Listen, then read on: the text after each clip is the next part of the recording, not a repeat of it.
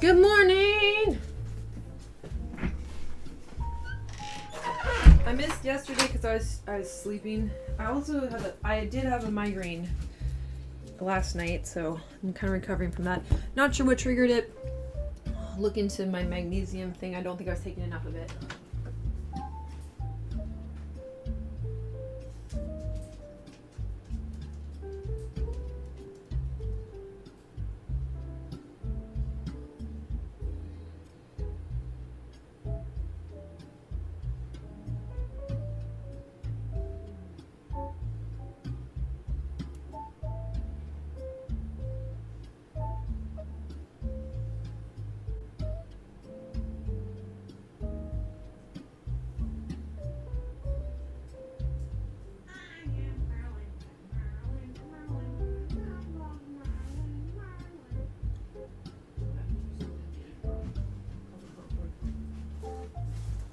I'll be right there in a second. Oh my gosh. I'll start in give me 2 more minutes.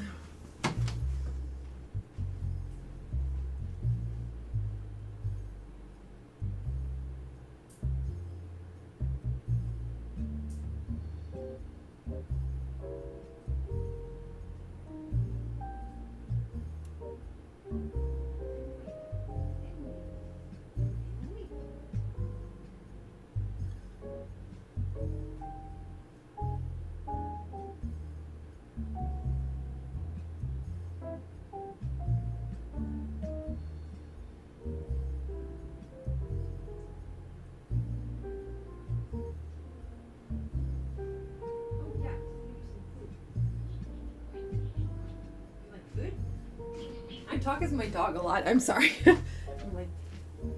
I talk to myself quite a bit. It's like vocal stems for the first aspect of how that helps, but yeah. I don't know. I have a dog. I talk a lot. Merlin. I talk to my dog. Merlin, what is it? Come here, buddy. Okay, good boy. All right, ready? Wait. Patient.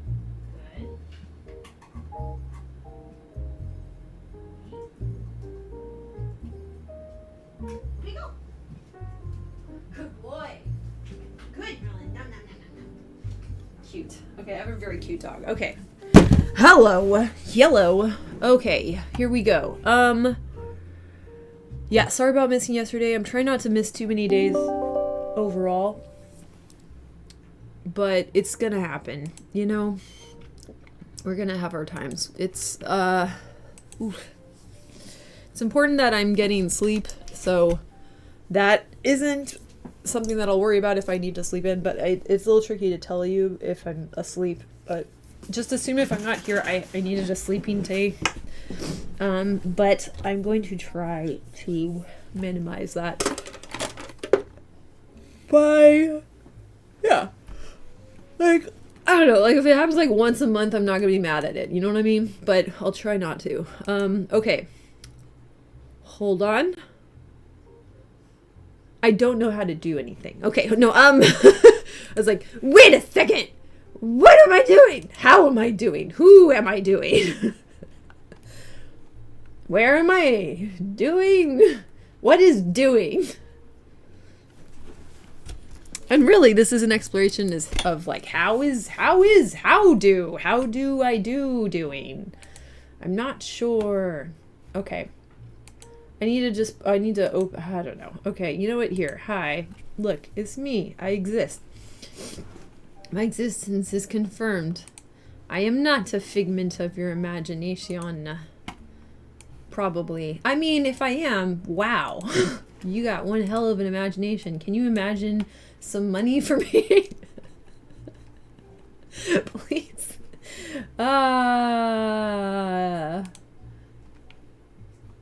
Dear godlike figure. Money. That was funny. I'm a funny lady. Okay, alright. So let's go over here. I need to get this going. Oh no! Okay, let's get caught up Jane misses a day and brain collapses. Yep. The scaffolding holding the brain, together is autism peer support. I'm like, wait a second, that sounds like a very codependent relationship. Oh no, it's fine. Hey Jane, whenever you see this, there's a good chance I'll be asleep. Okay, currently talking about the events that happened with Tokyo. They're pretty chill. Yep, and thanks to your advice about problems I can solve not being my problem. Yeah, yes. If they ever stop being chill about it, I know that will no longer be my problem. Yay!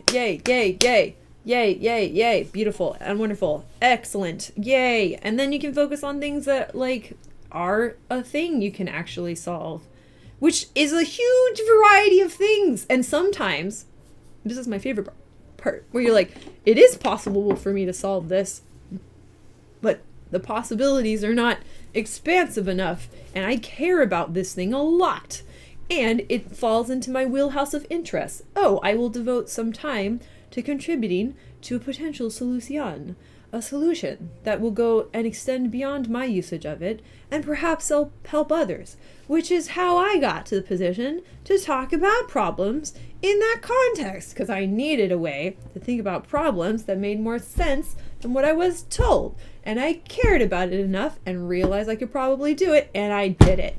Da-da! Da-da, da-da, da-da, da. So yeah, you can also eventually contribute to the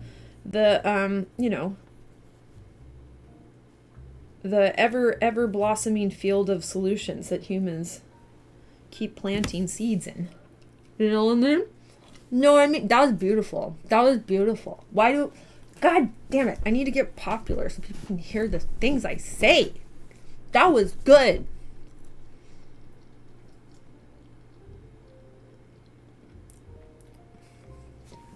In fact, in honor of that, oh wait, I don't know if I can play this. Shit, I would get demonetized, or not demonetized. I would get a strike. I think I get a copyright strike. Listen to the garden of your mind. You can plant ideas in the garden of your mind. It's well, wait. Can I watch it as fair use? Is it copywritten? I have to go look at a couple things. Hold on. I'm going to open Spotify and see if Garden of Your Mind is in Spotify. Ah, good. Did you got to hear that? That was good. God damn, I'm quotable. I'll tell you the most arrogant thing that I think about myself. This is it. Sometimes I'm like, God damn, I really need to be famous because I say some shit that should be Googleable as good quotes. You know what I mean? You know when you Google inspiring quotes, and it dumps all these famous people and semi-famous people saying shit, and I'm like, I should be on that list.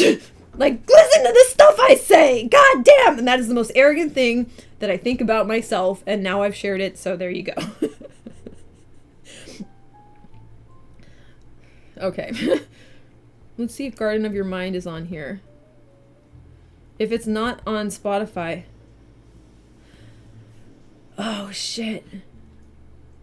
Maybe it is. PBS remixed. I don't know.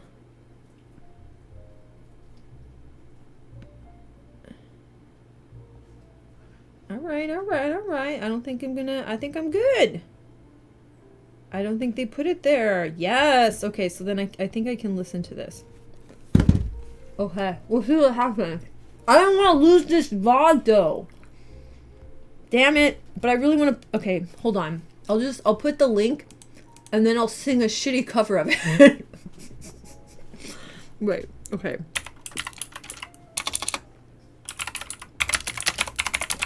So remember that thing I said about the field and shit? Yeah? Cool. Yeah, because there's an artist listed. Can I play for 3 seconds or some shit? God damn it. Why is my life so difficult? Yeah, it's on Pandora. And it's released in 2013, and it's in a genre. Okay, shit. Okay, see, yeah. They're gonna get mad at me. God damn it. That's cool, though. It's cool. It's fine. I can deal with this. Let's share it. Okay. Copy. Embed. I don't want to copy it. Link. There we go. Here you go. Ah, shit. What have I done? I keep doing that part wrong. Here you go. Paste.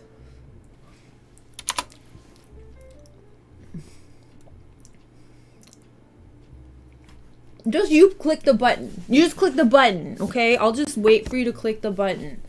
You can grow ideas in the garden of your mind. I can actually sing, kind of. Not really well, but okay. I can actually carry a tune. So that was me not trying because I don't know. I don't know. Anyways, good morning. I told Jay something and his therapist said I was right the other day. Validation! Yo! Yeah. But yeah, like also, you know, one of the skills that I worked on a whole bunch over my life since very early on is this idea of like eloquence and working out ideas with metaphors and analogies and being very good at that and being creative at that. That led to most of the things that I'm doing right now, especially with like rapping and writing and lyrics and all that stuff, right? Poetry, all that stuff. That comes out of that. And also, furthermore, when I was a little kid, do you want to know how this really got kicked off? My whole thing of like, man, I would be good at quotations that people should look up. I should be famous enough that people look up my quotations. That came out of when I was, I don't know if I was 5 or 6. I think I was 5 though. Pretty sure I was 5. I can't pinpoint exactly. But when I was 5, I found out about World War II, the atom bomb, and the entirety of the civil rights movement and why it existed in the history of slavery in the same day. Like, so I used to like hang out and like learn from a set of encyclopedias. And I don't know how this got started. I was watching television or something and they showed like the atom bomb and like, I don't know what I was watching. Probably PBS, right? Because that was my jam. So I'm sitting there, and I'm like little, you know, baby brain Jane, but baby brain Jane is very autistic and already hyperlexic and blah, blah, blah, right? So I could already go and look stuff up, okay? So I look up and I'm reading about all of it, and I like break down completely because I'm like, I'm surrounded by monsters. People are insane. My species is clearly completely out of their minds, and I had some awareness, I think, of like ancient people being crazy, but I was like, oh, this isn't that long ago. Like, so I was like, oh my God, like, you know, we hadn't hit, it wasn't the 2000s yet. So this was like, this is all in this century. Oh my God. Like, you know, so I had this like cataclysmic meltdown over that, and, was like hysterical. But then I found out about Martin Luther King Jr., right? So as I was searching and learning and stuff, I find out about him. And then I watched I read probably first, I'm not even sure, but the I Have a Dream speech, and then I watched it. I don't know if I read it first or watched it, depending. I don't know if that was in the encyclopedia. It may have had a quote probably, right? And then I'm you know, so watching Martin Luther King Jr. or listening to it or something, find out about him. And I don't know, it must have been, I don't know why this all got snugly packed together, but so somehow maybe it was the same series. I don't know how I got a hold of the video of watching, but okay. So I find out about Martin Luther King Jr. sometime during that same week or like thereabouts. Baby brain, little brain, thought that because I live in San Francisco and things seem pretty cool here, you know what I mean? And, you know, I'm watching the TV says everything's cool, you know? I figure everything was cool, so it's all shock to me. I thought Martin Luther King Jr. fixed everything with a speech. I thought that's how that worked. I was 5, maybe 6. And so I was like, cool. And from then on, I started practicing giving speeches because I thought that's how you, like, fixed people and society. So that's how that kicks off, and frankly, I've never really stopped. So, like every now and then, like, especially if I'm processing a lot, and I think I've got my finger on the pulse, I'll kind of, like, riff off a speech to myself. But yeah, that's That is what happens. I sure did. Well, I found out the TV told me first. The TV showed me lots of stuff. The TV showed me Little Rock. It showed me people being blasted by fire hoses. It showed me all of, the photos of segregation. And I was like, like, I didn't know about, and then I did. Yeah, I was like, I remember melting down. It was like, I sort of remember flashes of like, it must have been a PBS thing or something. So I was watching some sort of like analysis meant for adults that was, documentary style. I don't know what I was watching. There's no way for me to track that down. And then I remember just like imploding and having this like circular thought, like, I'm surrounded by monsters. Oh my God, humans are monsters. Humans are insane. Everyone's insane. Oh, microwave. That was upstairs if you heard that. That's pretty good. My mic is pretty good. Anywho, so yeah. But hey, but then the positive thing is that I was young enough to think that you could fix everything with a speech. And I'm like, dope. I'll get really good at giving speeches. So,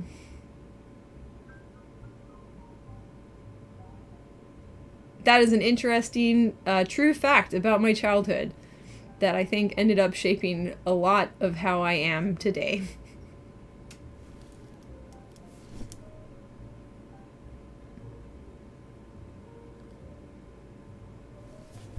Anywho, let's do tracking.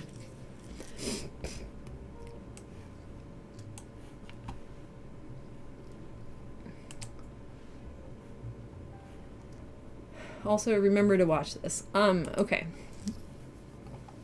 Ugh.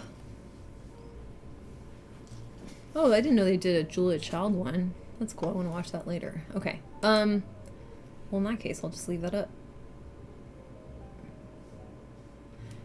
This one. Okay. Don't mind me, by the way. So, everyone knows I have alopecia. I didn't put in my stuff so you can see, like, that's kind of, this is the better side. So that side's not so bad. I don't even want to show you what the not so good side looks like. But I'm a brave little nugget, you see. And I'm like, you know what? I can walk around without putting on my product. It also is a good advertisement for how helpful the product is. I tried to process discrimination by telling myself herbivore dinosaurs needed to avoid carnivorous ones, which is terrible now that I think about it. Oh, wow! Yeah! But when you're a kid, what are you gonna do? Like, you have to make sense of it because it's insane. Like, okay, first of all, even as an adult, I can't actually make sense of it, to be honest.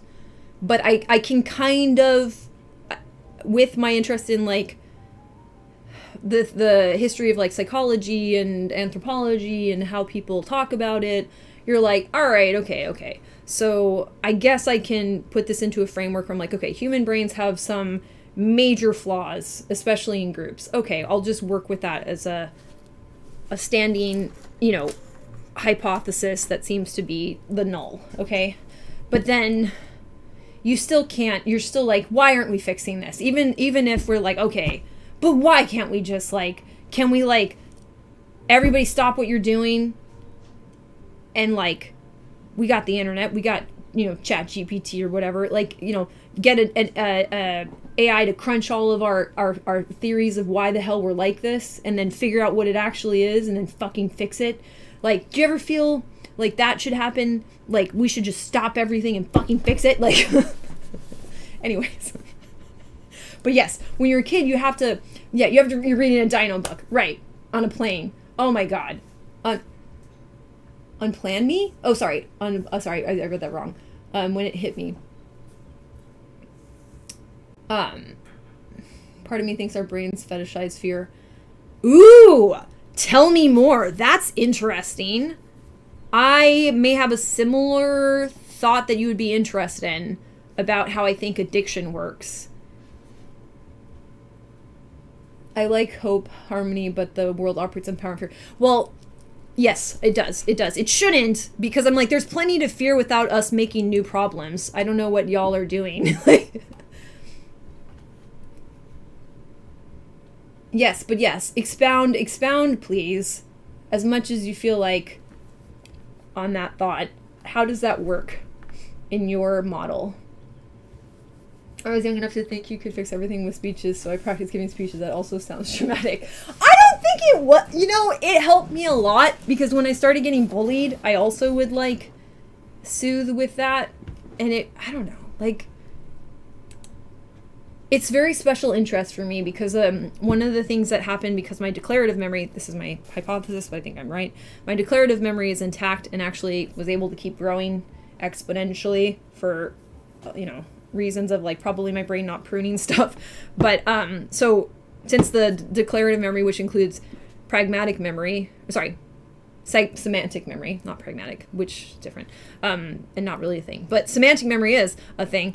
Semantic memory is all the word stuff. So, like, my interest in words was a special interest, and also relied on a part of my brain that worked a lot better. So it was very, it was nice to be like, oh, I'm getting bullied for a part of my brain that doesn't work so good, so I'll go home and use the part that works great.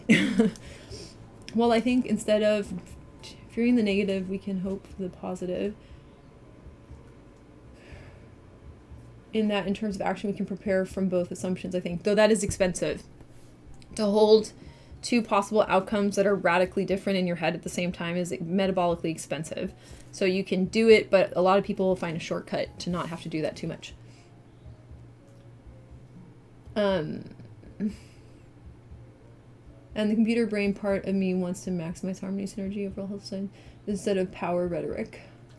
The other thing that I would say, like, from my understanding of current neuroscience, which, again, I'm a layperson, but still, it's pretty robust. You can get into it, and it is moving fast, so this could change tomorrow. But the current model that I'm aware of is, like, basically the negative thoughts are going to be much stronger. So if there's, like, a polarity here, it's like this pole is way, way, way stronger, because this information is much more salient to our survival in general. Like, this is more fix it now. Like, pain and fear is basically signaling, like, this is probably something we should pay attention to right now. So even just the nature of what that signal implies, like how it's set up, you're going to pay attention to it more, because that's like implied, like that you might need to. So you can overdo the positive stuff, which is why I think CBT kind of works even when it's poorly applied in other areas to conditions that it shouldn't be applied to. But, like, I've experienced CBT, and, like, the parts of it that I'm like, okay, yeah, okay, cool, is this idea of, like, positive reframing. So then you're taking something that, like, again, has real negative and, rationally,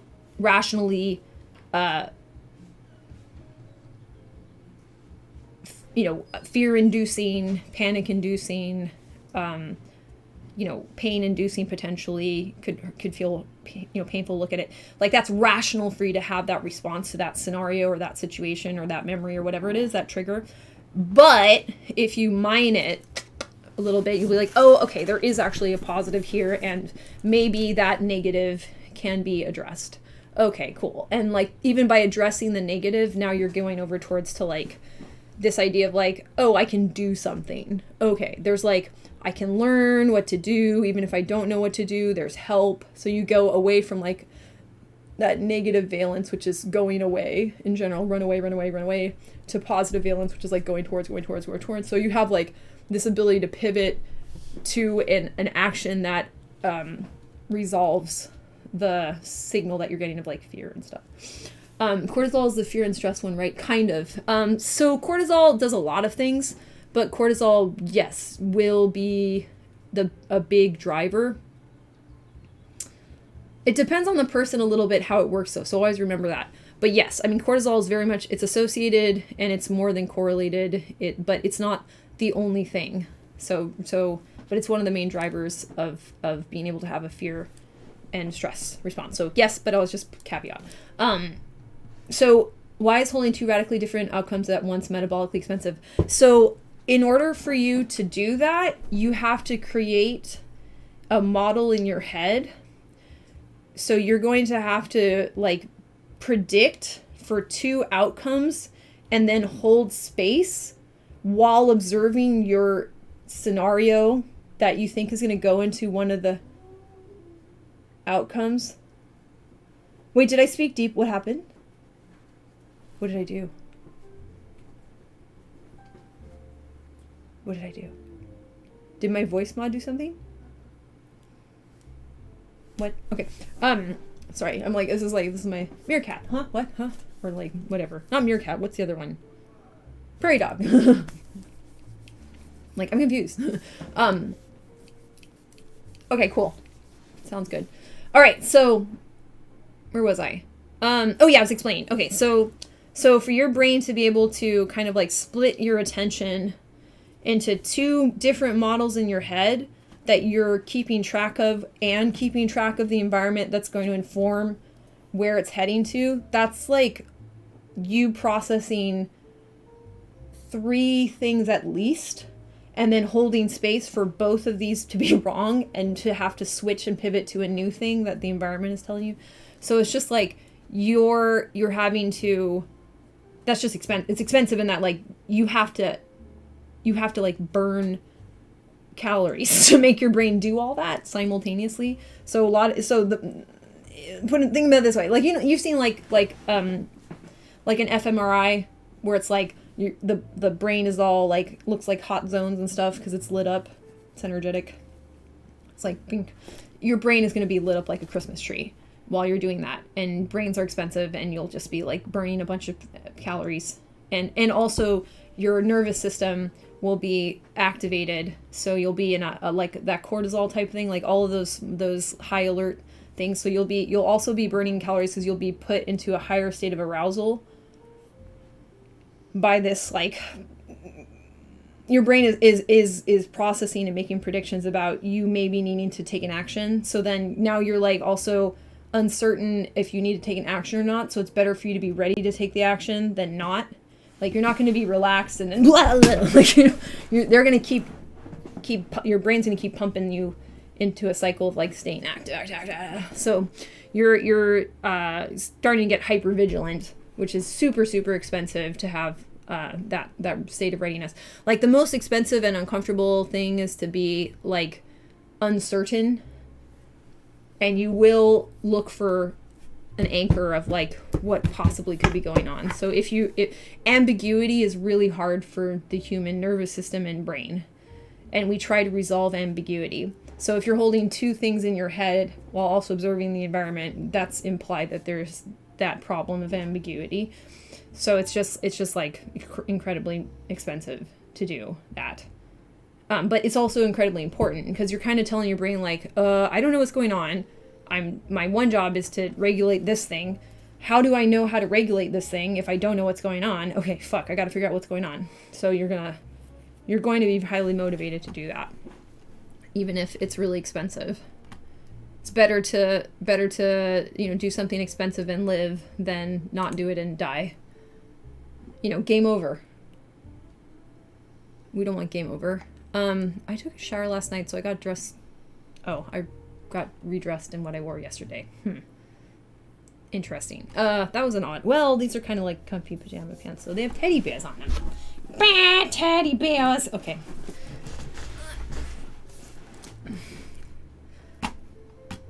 All right. What are we doing? Staring. Yes. Okay. Do your tracker. I'm doing my tracker, so you should do your tracker.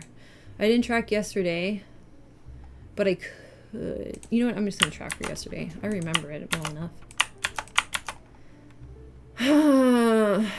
Okay. No. Oh, I started working on this, but I didn't do it yet. Did that yesterday. My sleep is a little off today, but that's because I had a migraine. I didn't recognize it as a migraine at first, only because oh, I did this weird. That's okay.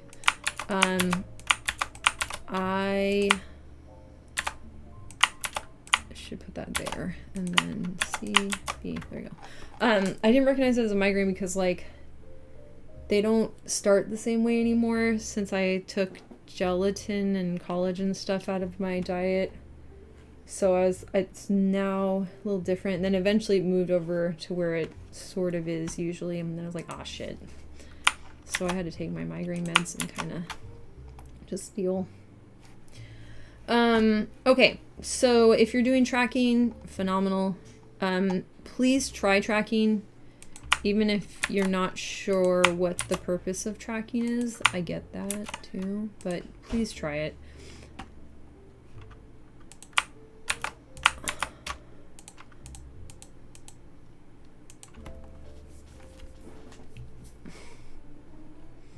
I did this yesterday. Did I do that on Wednesday? I did. Did I? Wait, did I? I don't remember. I don't remember, so I'll say I didn't. Okay. Oh, do you want to hear my thing? About... What was I going to say? About... what was that thing? Fetishizing fear. Oh, yeah. So here's what I think about that potential of like fetishizing fear. Ooh, actually, I should show this with, let me grab my little whiteboard. Okay, come with me for a second. Let's go over here and do it this way. I love when I get to take out a whiteboard. So here's what I think is happening, potentially. Here's my little hypothesis of what's happening. Or part of what's happening. Let's moderate it a little bit, modulate it a little bit, sorry, by saying that. Hold on. Properties. I just have to get my camera on.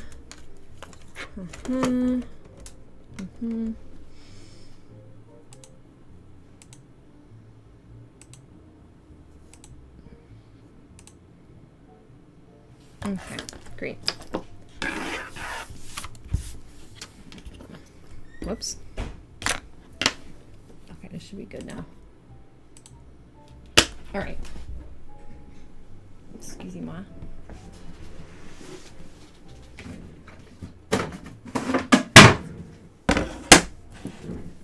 Noise being increased? Heck yes. That's good. Okay.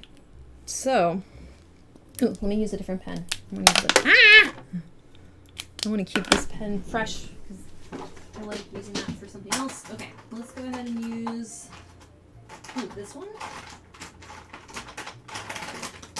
Yeah, let's try this one. Oh, wait, why does this sound like there's nothing in it? Sounds weird. This one might be busted. Usually you can hear it moving. I don't know about that. It doesn't sound like it's moving. There it goes.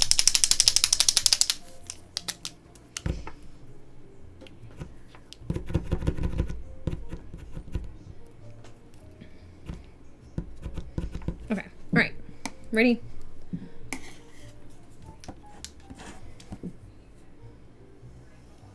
Good old affect chart, right?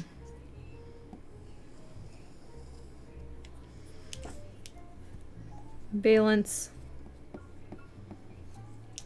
and arousal lines. Okay, so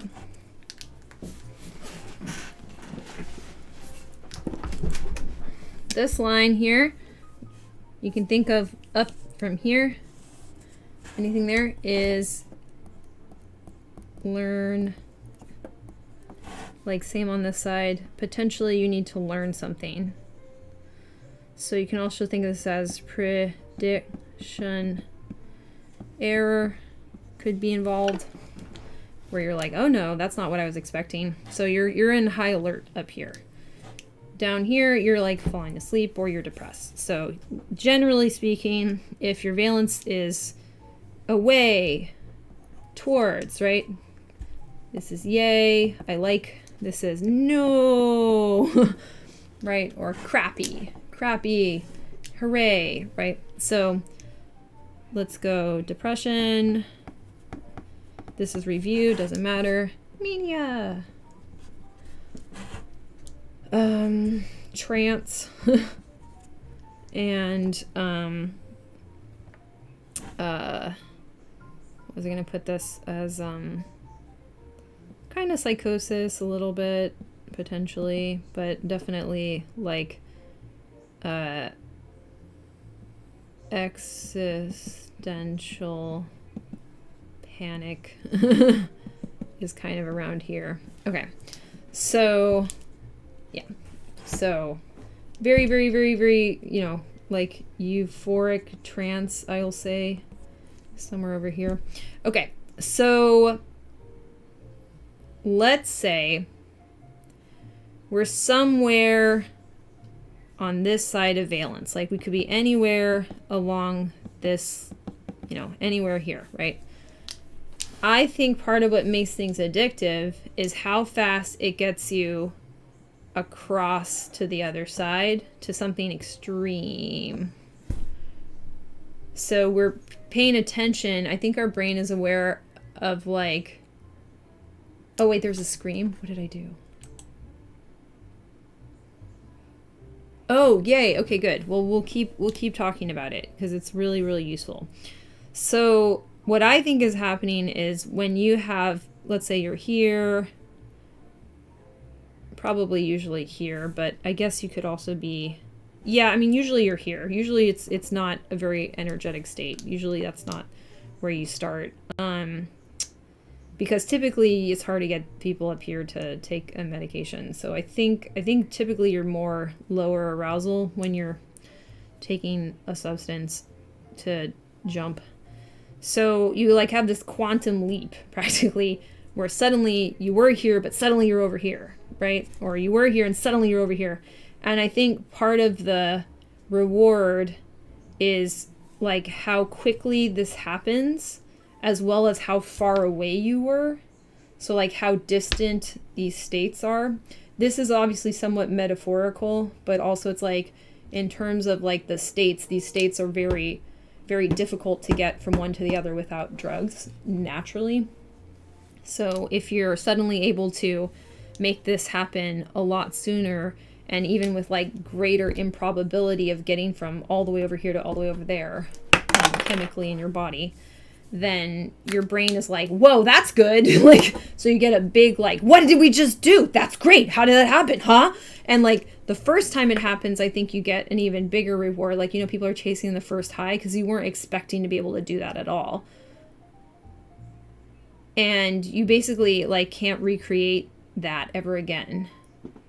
You'd have to jump even further, even faster, or you'd have to come up with an equivalent state of like, you know, astonishing change in your body. And what other change can you give? Like, I think the only thing you could do, which I don't recommend you do, but I'm just saying, if somebody took like an upper and a downer, like if you had somebody take like the strongest upper and they're chasing that high forever, maybe if you gave them the strongest possible downer, that would like give them a similar feeling and they'd have two experiences of like, but still, it still wouldn't be as surprising as if you went from nothing to that. Anywho, that's my theory.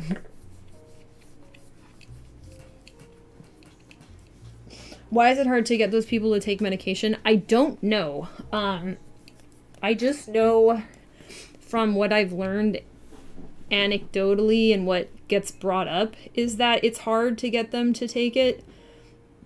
Mania, it's also hard. It's like high arousal states can be tricky. Like it can be really hard to get somebody in mania to take meds too. This one, because it feels really good.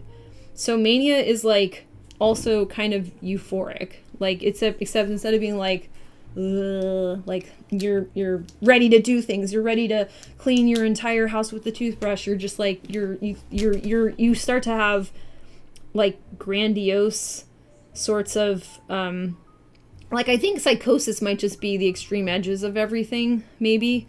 Like because there's psychotic depression. I was learning about that recently. So I feel like psychosis might just be the peripheral, like when you're off this chart completely, maybe that's what psychosis is. I'm not really sure how to frame psychosis yet in this model, like where it really would fit in if this is accurate. But I think that's what psychosis is. So if you're like manic and it's getting so extreme that you like have lost touch with reality, the way that you lose touch with reality is you think that you're like invincible. So you think you can fly, you think, lots of stuff. You think you're literally God or Jesus and blah, blah, blah. Like, you're starting to have, like, delusions of grandeur. So that's hard to medicate people out of. And even just, like, lower states of mania, it's, like, when they feel productive, especially if they have bipolar.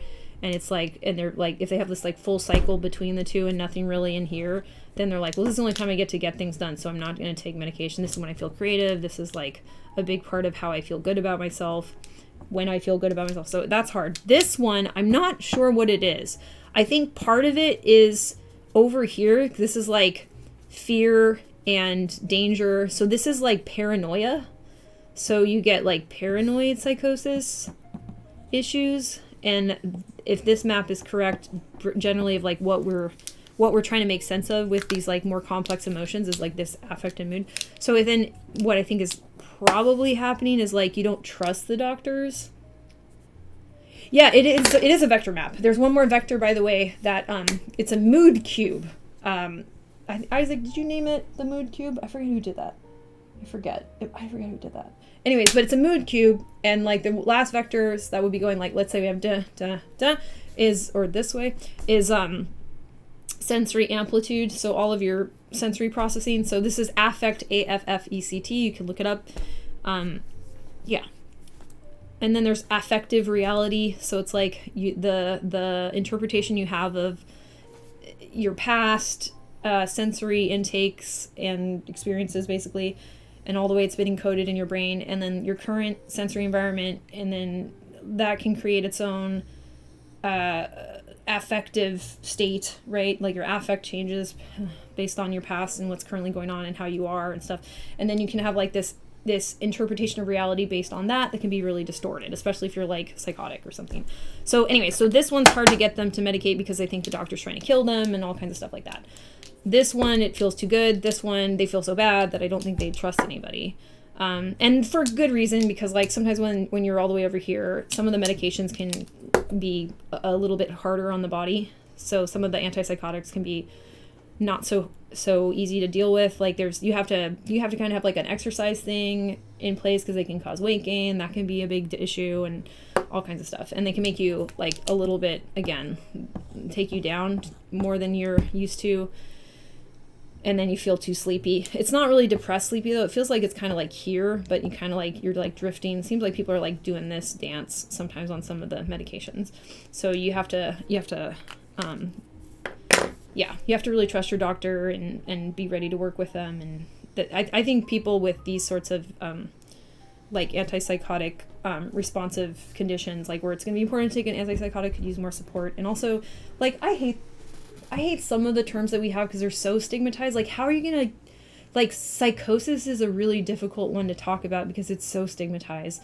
So then if somebody has a psychotic episode, that's so scary, and it's like, I think it's, like, overdone. I just hate that. Like, some of these conditions, like, autism had a pretty bad stigma, I think, when I was growing up. I mean, I'm not sure, though, because kids say things that are awful, but autism was, like, a thing you would say when I was a kid that was mean. Like, oh, you're autistic. That was, like, mean. So that's changed, but, like, people will say, like,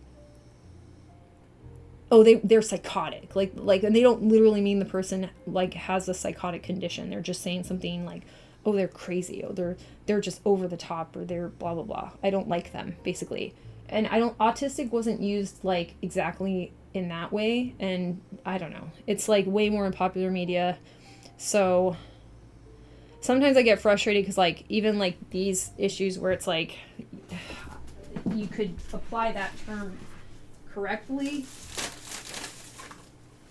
I can see people being like, well, that's an awful term in our society, and that's not cool. Anywho.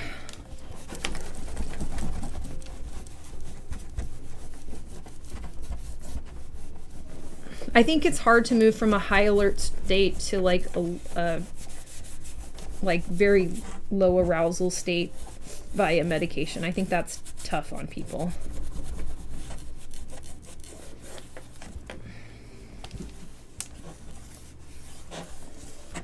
think we're more comfortable or more, I guess it sort of makes sense. We probably have a bias towards wanting to go to the more high arousal thing. Because once again, like if we're in high arousal, the implication is we're saving our own lives from something. So it makes sense that we would kind of be like, this seems like a better idea. Especially if we're confused as to why we feel that way. Like it doesn't, we don't get why we're, changing from one to the other necessarily. Okay, where were we? Yeah, my best friend is bipolar. She's arguably had moments that could be hallucinations of some kind. Yeah. Bipolar can come with delusions and hallucinations. Absolutely. That's why I'm starting to think that breaks from reality, psychosis, hallucinations, delusions are all happening on these like outer peripherals. But I don't know for sure if that's accurate. I'm just trying to model this and make this model as applicable as possible because I think it's a better one to work with. There is no such thing as a perfect model. There is no such thing as an exact one-to-one representation of something like the brain in a analogy or metaphor, but this one's pretty useful. Yeah. Exactly. Right. But on the other hand, medications that take us to high arousal are so addicting. Yes, right, exactly. And that's difficult too. I agree. Yes. I think that medications... So here's the other thing. So it's like... Let me start this over one more time. So arousal, right? Valence. Okay. So this is the like ready to learn state. For obvious reasons, even though this is very expensive, this is a really useful place to be.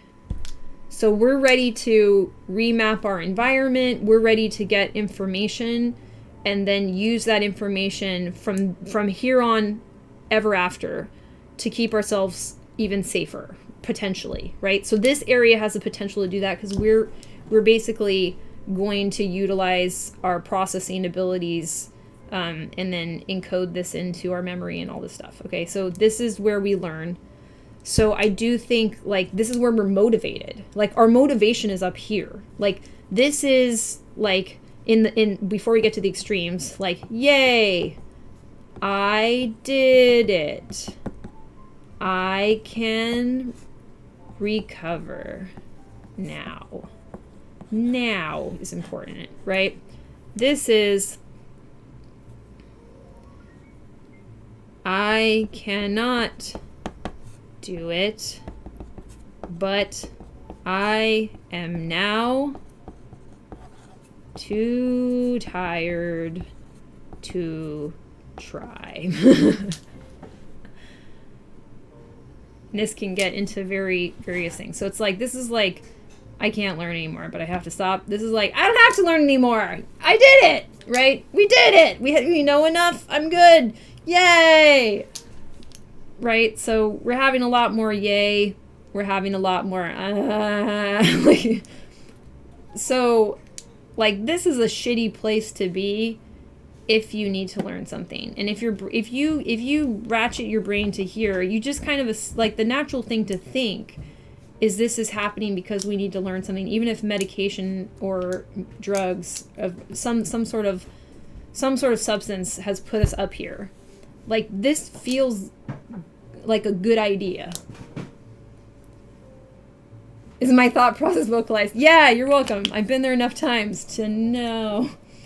So, yeah, this high arousal, it's like, it's addicting for a whole bunch of reasons. On top of, I'm going to suggest, like, if you go from here or here, and you take a substance that knocks you up here, let's just say you go straight up, or even here, or even, all the way over here, right? So first off, there's my theory of like, okay, we're crossing a huge distance, right? And let's put a bad trip over here, right? Like maybe we're going, okay, but we're ready to learn, right? So we just got knocked into we're going to learn territory. And we just traversed an expanse of like states really, really quickly, really, really far. Like normally we maybe can never even go from here to here. Like this, you're like, what the hell just happened? And I'm in the state to learn. So laughing and self-deprecation, yes, that's a word, and I believe that's quite possible. Right, they're scary, but you're going to remember that, like, you super remember that. Like, you basically are knocked into the area of your brain's, memory capacities as if this is, like, a really important thing. So, like, if you go from here to here, it feels important because your brain's just, like, ready to learn, and normally you only really are trying to learn when something's super, super important. So if you feel like you can do stuff, or if you feel like you can't, you're still going to be like, whoa, what happened? So, it's like, why would this be so addicting? It kind of looks obvious when you think about this model applying to it, right? It's like, well, I just told my brain that something really important is happening because suddenly I need to learn a lot. Suddenly I'm in like super ready to learn mode. Okay, so that's going to do something, right? That's going to have downstream processes that follow. Because this is how your brain works all the time. You've just kind of like thrown it into a very bizarre version of what it does all the time.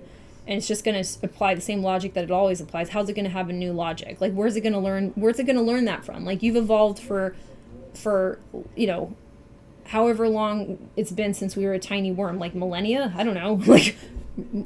Like hundreds of millions of years. Maybe not millennia. I don't know how long we've been around. How long has life been on Earth? Anyways, but as long as like things that will eventually become vertebrates exist, this has been developing. Okay. So then we have like these fun things that throw us all the way up here. So then there's the issue of like how quickly in time you're going from all the way over here, this state, to all the way over here or something.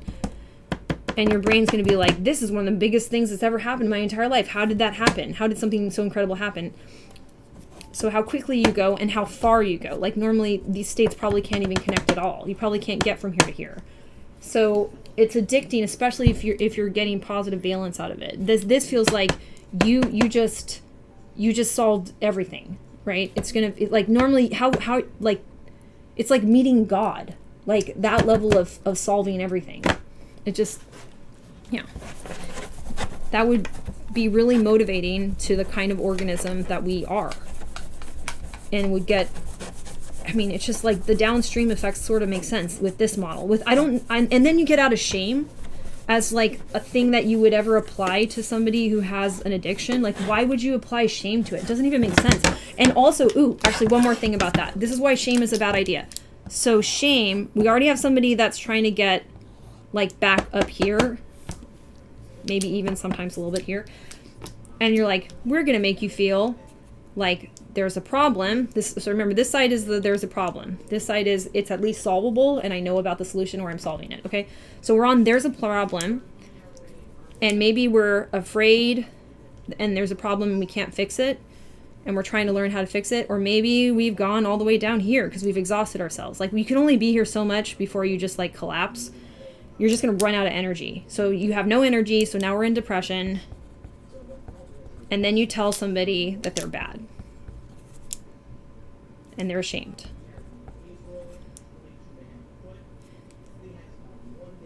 Being bad is a problem, and you can't solve it. And if people just keep saying, oh, well, this is why you're bad, and this is why you're bad, and this is why you're bad. Now this person feels like shit, and they're all the way over here, and they know it's possible to jump to here. And they know that it feels better. They're getting a bigger reward if they jump from here to here as opposed to just here to here. Let's say this is a normal, right? Normal, we can get from here to here without a substance. They already are going to be motivated to go back to here because the more depressed they get, the more like shit they feel, the better this is going to feel. The closer they're going to get to that first time. So you're making it more likely they're going to go back to it because you're setting them right into the position that this would be the biggest high. It doesn't make any sense. Like you're fucking them over.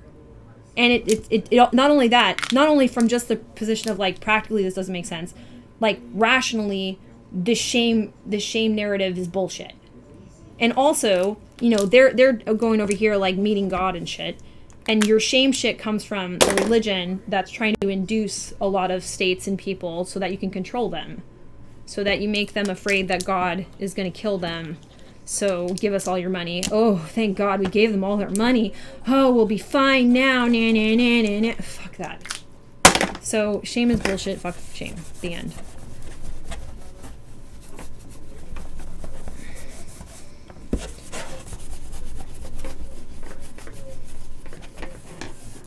Was there any questions about that? Did that make sense? Feedback, welcome. Because I'm telling you stuff that I've been working on for like, I don't know how long now. Let me think about this. Like maybe even like kind of a decade overall. Like it solidified into sort of that state in the past like 5 years and then got more and more so. But yeah. Now again, who am I? Just some lady, but I am reading different psychologists and neuroscientists to get to this thing. So, you know, grains of salt, all you want. Hurrah.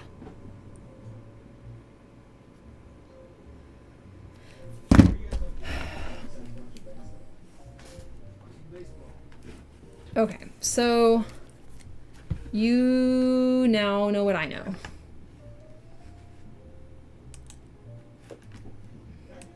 All right, let's work on my my mental time traveler calendar.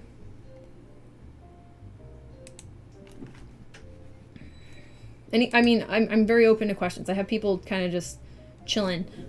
Was that helpful? Did you? Any feedback? Please give me feedback. Like these models mean a lot to me and help me a lot. So I would really just appreciate hearing what you think of it. And again, like nothing I say is some sort of gospel. So like please just take this and use what you can. But it's been very helpful to me and that's why I share it. Yeah, feel free to, since I didn't put the Garden of Your Mind up, you can watch that again. Without, oh, look what I made. Y'all, get ready. You're not ready. I've been trying to decorate the insides and like, it's coming kind of slowly, but that's okay. Ready? It's a butterfly! It's a monarch butterfly. Uh-oh, that's poking through the ceiling. Oh shit, okay. That's a little bit of a bummer. Oh man, is that what was poking through? Probably. Damn it. Okay, well, I'll have to redo that part. That's okay. It was almost perfect. Ah, damn it. That's poking through too. Hold on. I'll fix this.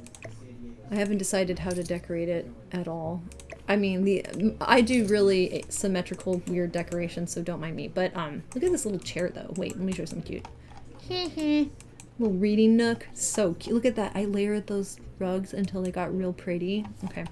But yeah, monarch butterfly. Wait, shit. I mean, ta-da! Look at that. And that's like the little antenna. Look at it. And then I'll show you in the different times of day. That's evening. That's nighttime. That's the morning. And that's the afternoon. And then let's go look on the map. Wah, wah, wah. I'm going to make a whole bunch of butterflies in different shades. This will be on the gallery. That one, I have one piece of CC in it, unfortunately. Oh, wait. Hold on. I did this wrong. Oh, I have to go to live mode and then I can go to the map again. Sorry. But yeah, isn't it cool? And I'll show you on the map. But I'm going to make a whole bunch of different colors and I'll make sure that they're like, don't have any, what you calls them, misspells it, CC, so anyone can download them. Yeah, I feel like since I was shamed and stricken down since childhood by religion, that is in recent years been known as a cult. Interesting. Yeah, have you read Leaving the Fold? I highly recommend it. Like, I can't recommend it highly enough. And this particular psychologist, I believe they're still in the Bay Area. I believe. I don't think they've moved away. Let me get you a link to it. It's one of my favorite books. So she Leaving the Fold.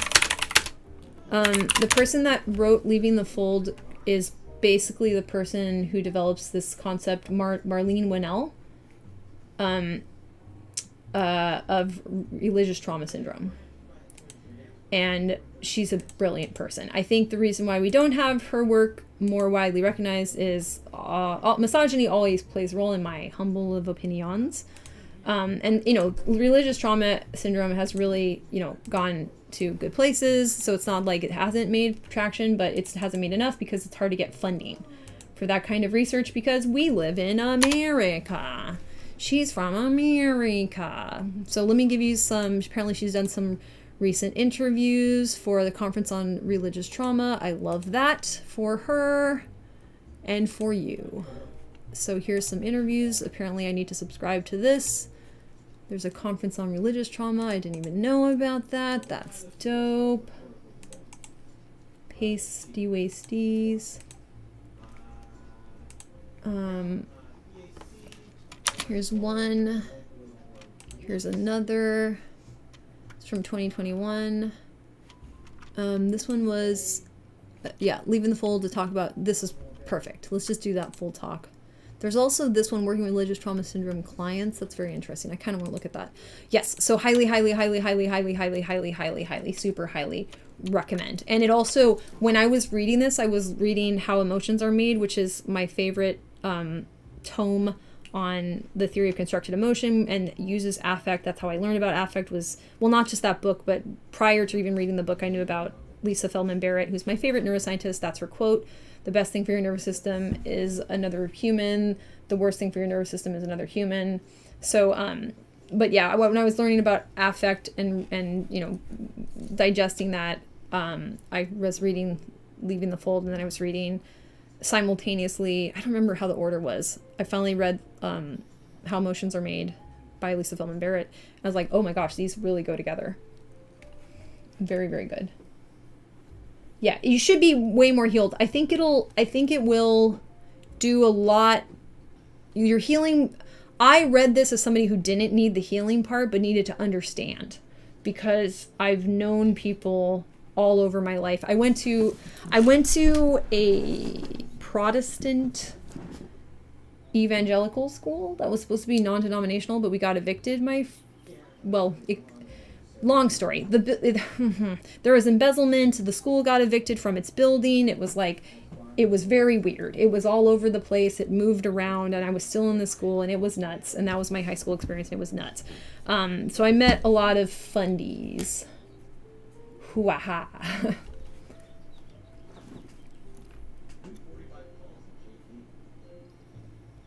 Pentecostal? Is it like a Pentecostal?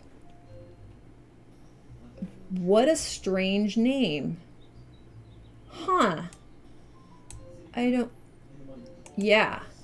But yeah, it's super, super, super, super worth reading, even just to understand other people. Oh, wow.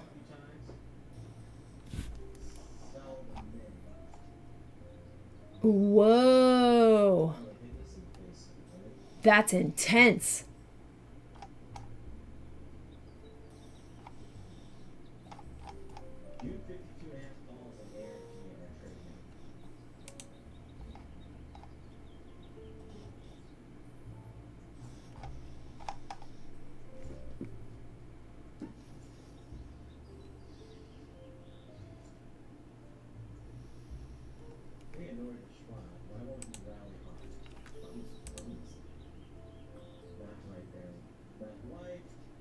Got it. Oh no, yeah, no. It's not TMI. You're good. That's enough info on it too. But yeah, that makes sense. Yeah, oh wow. Yeah, that's, you know what's really, you should definitely spend a little bit of time looking at Winnell's work, cuz the thing about religious trauma syndrome, and she touches on this, like she speaks more from her experience in specific with that book, but also does talk about how to generalize. But it's useful for her to talk about her experience, because it's like, ultimately you're going to see in these high control groups a lot of overlap and parallels, but we need to have way more research and contributions for people who have overlapping experiences of being alienated. So then if you're, oh, isn't it a pretty butterfly? If you're an immigrant, you also have this amount of like cultural separation, and religions further separate you from the culture around you. So it's fascinating how that would play out. So yeah, you just think that like whatever you have gone through, there's also value in your insights to deconstruct and make it less likely that other people will have to deal with this in the future. Ultimately, we have to take a stand against it and say like, this is abuse. Can you put the YouTube links? Yeah, of course, Shade. Of course, absolutely. My pleasure. Let me do that really now. Really now? Really quickly. Let me do that now really quickly. Okay, Jane. All right, let's go over to my calendar. I gotta go to a different one. That's wrong. Exit to main menu. Save and exit. Because I wanted to add something to my calendar, and I can show people who haven't seen it what I've made over time. It's definitely evolved. Okay, I'll put it in watch party. Or wait, actually wait, I'll put it in something else. What? An off the grid lot? Interesting. Okay. Hold on. Okay, let me go. I'm gonna put it in not watch party. I'm gonna put it in, hold up, info dump. Paste.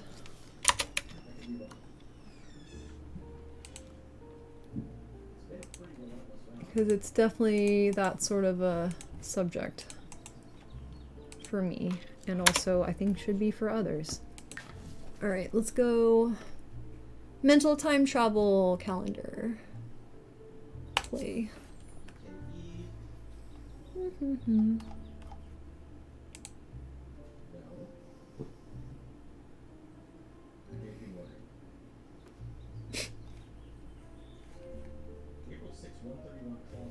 gonna watch that clip in a little bit. Okay. Alrighty.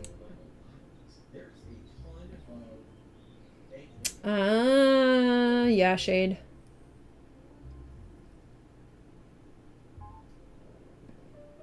I'm glad that John said that it was helpful.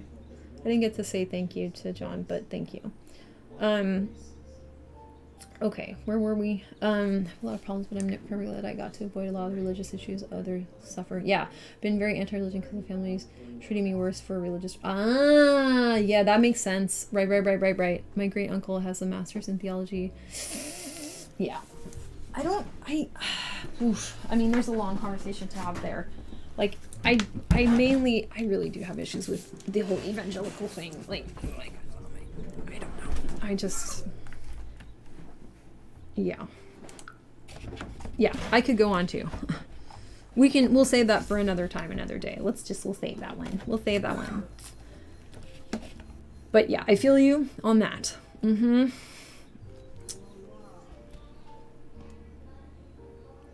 I have stories from my high school. I have stories. I don't like them. Boy, are they ever stories.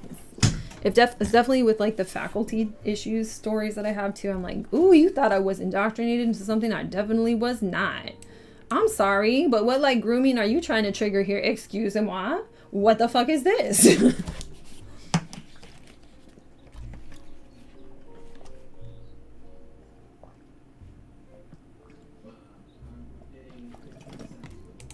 I keep forgetting. I moved it to here so I can see it easier, and I keep forgetting where I moved it to.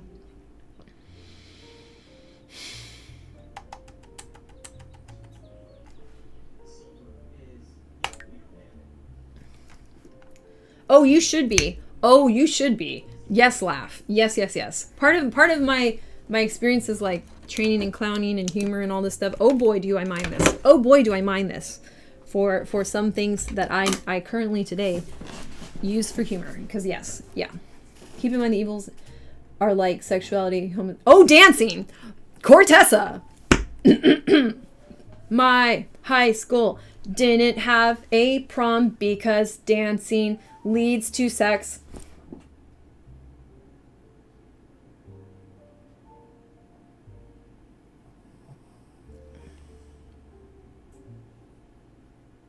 Guess what I was when I was in high school pursuing ballet? Seriously, they didn't like that.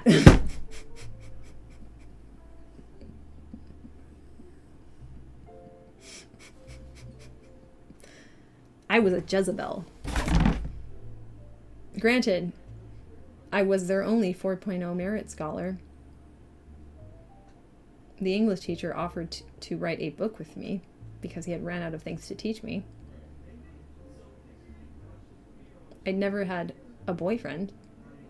I'd been kissed once in 7th grade. It was like kissing a fish. But I was a Jezebel because of dance.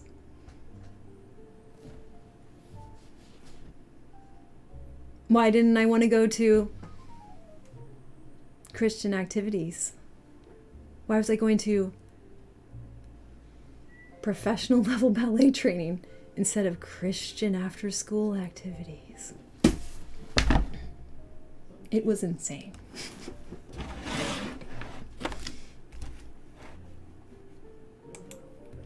Anyways, that happened to me. Okay. This is from last week, so we're just going to move this away. Thank you. Oh boy. The principal, okay, I was a senior. The principal took me into, what's a Jezebel? Let's just wiki that, shall we? Oh, sweetie. Okay.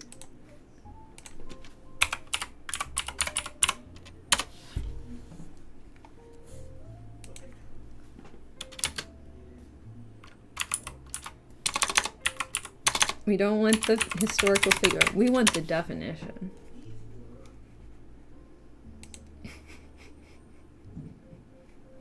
A wicked, shameless woman.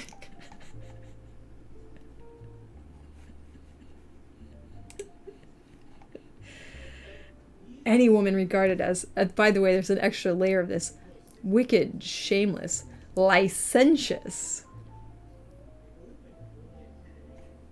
An immoral woman who deceives people in order to get what she wants. Oh, but what do we mean by licentious? Mm-hmm. Hey, get out of here. I don't want this. I want to know what licentious means, you jerk. If you describe a person as licentious, you mean that they are very immoral in their sexual behavior. Their sexual behavior. I had only kissed one boy once.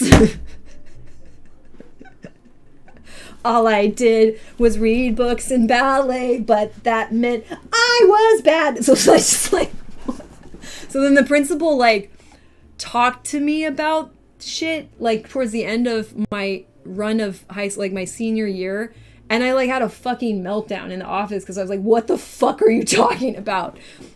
And how he was worried about me and all this stuff. It also was I was pretty lean because of ballet.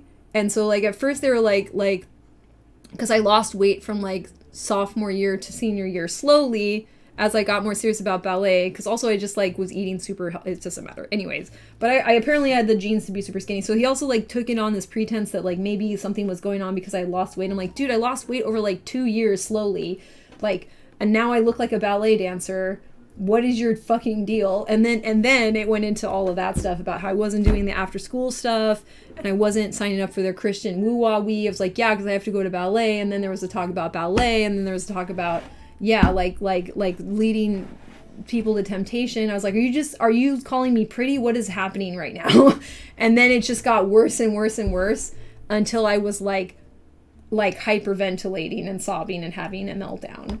I didn't know I was autistic at the time, but I basically collapsed into this, and I was like, what the fuck is happening? The whole time. And I was like, I am your best student. What the hell?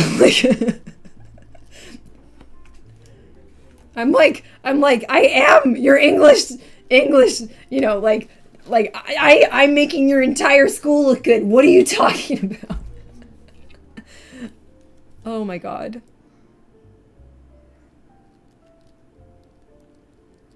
Anyways, that really happened.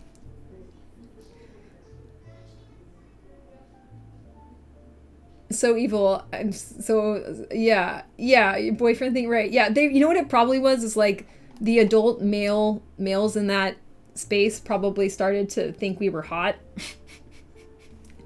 and we're gross old men, and this was their response to their own mental problems.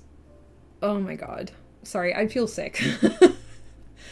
Let's look at some cute Nikes. I can't deal right now. That's some cute shoes.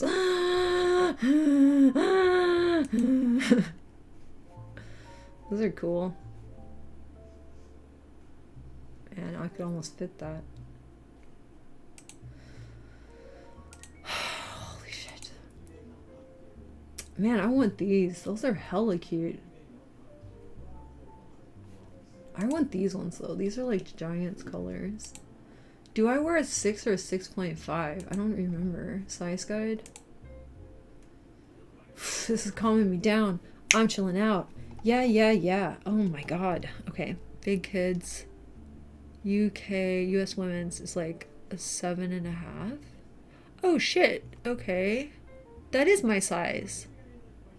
Dude. Oh, those are so cute. I want them. I really want them. Ooh, those are dope. I don't know if I can afford that right now. Probably not. Ooh, 4 interest-free payments. Okay, we might do that. We're just gonna put this away because I was traumatized as a kid and I want the shoes to just, you know, make up for all that. Oh my God. And it reminds me that I wear a 6. I knew I wear something like that, but I couldn't remember exactly what. I was looking at this one at first, but they don't have my size. And also, these are hella cute. These are better. These are cute too, but they'll get dirty sooner. Although, honestly, I don't even know. But these ones are bomb. Oh wait, these are also on sale. But these ones are fucking cool, man. I like dunk highs. I like high tops.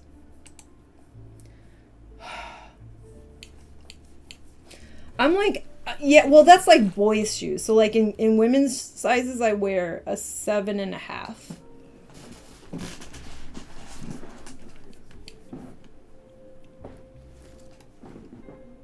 Scandalous, risque, a rotten society. It's no wonder you started to rap. Yeah, right. Yeah, I'm like 5'3.5". So for like 5'3.5", it's kind of a bigger shoe size. Like there's people my height with much smaller feet, but it's not that big. Like 7.5 is like kind of average, small, average, somewhere around there.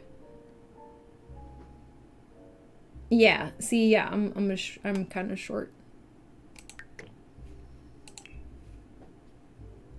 I'm not like short, but I'm like average-ish. But depending on where you live, I'm not average. You know, like there's a lot of people who are like at least 5'5" that are women.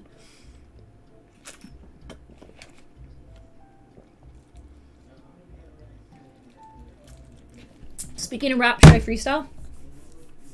Should I do it? The only tricky thing about freestyling on here is I have to use music that's like not copywritten or I lose my whole stream. Copyright, let's see what I can find.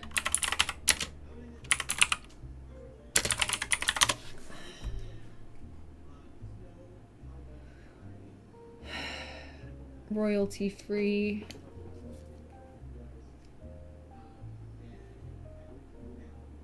Okay, let's see what we can get. I guess I have to say royalty free. I mean, eventually what I should do, and it'll motivate me to do this, is sit down and make more beats for me to rap to myself. Like I produce. So I should just do that.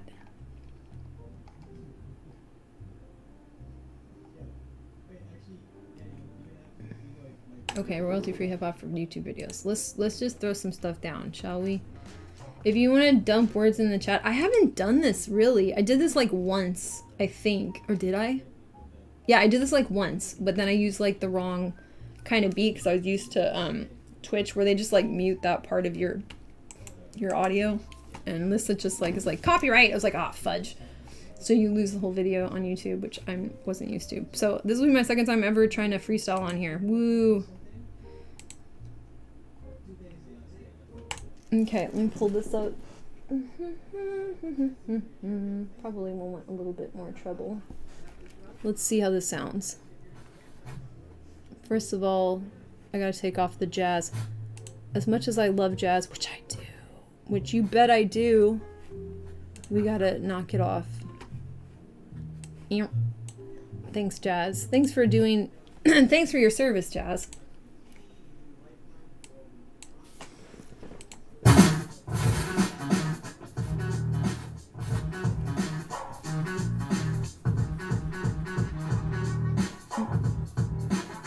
What else we got?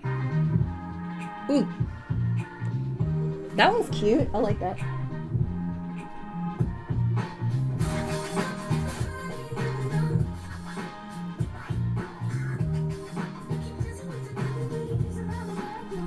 All right. Can you give me words in the chat? Oh, finish my schedule stuff? Okay, I will. You're right. I'll just kind of think about things while I go. Okay, so then this is going away. I need to make something for when I'm doing work.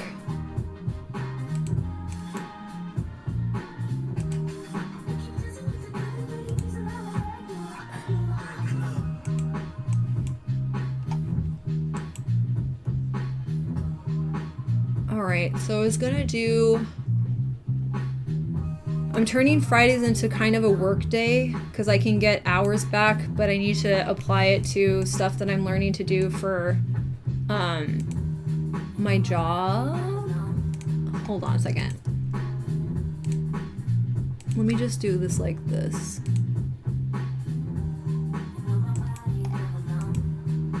Okay, what if I do that? Interesting. Not quite what I wanted to have happen. Okay, there's a faster way to do this.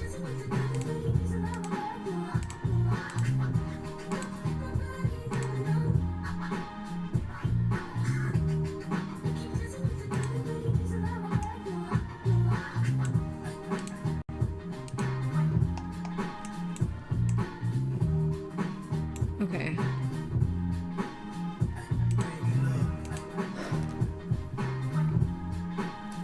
Tall enough to put your chin on your head here. My chin on your head here. Oh, that's cute. That's fun.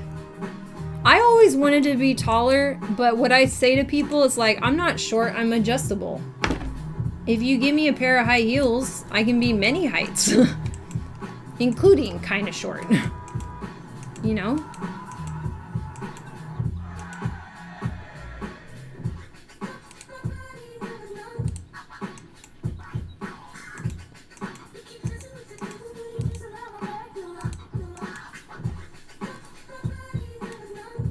Okay, I'm going to connect these two.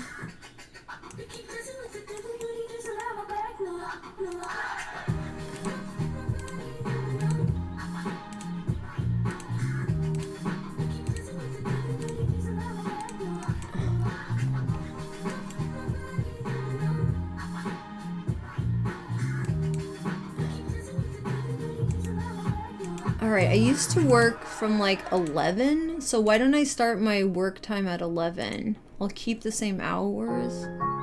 Actually, when did my hours go? I don't remember. Hold up. Whoopsie. I don't remember. Oh god, that's me. Which one do I want to use for rapping? I'm just gonna listen to them. That one's cute. Oh, that one's cute! It's elevator music. I could rap to elevator music. That's freaking hilarious. Oh, this is my favorite ever. I'm gonna just make a whole album of like elevator beats that I can freestyle to. That'll be like I'll do that. I'll make a whole like YouTube thing on it, right? Like, you know how they do like blah blah beats to study to, elevator beats to freestyle to? What?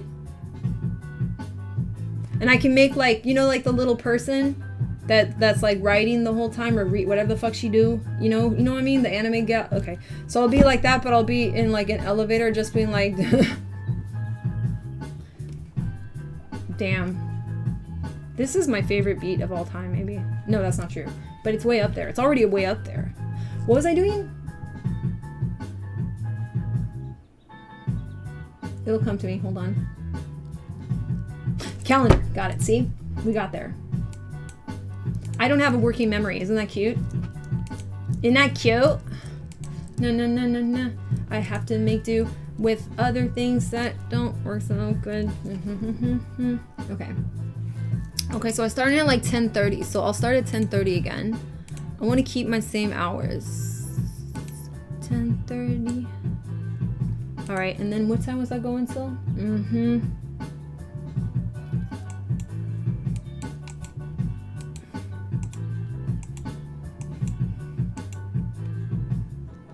Damn, I was going till all the way till here. Is that real? Yeah, it is. Okay, I may not be able to fill that much time. But we could go till... Let's see, that's 12, 1, 2. I'm still not used to this. 3. I could go till like maybe here.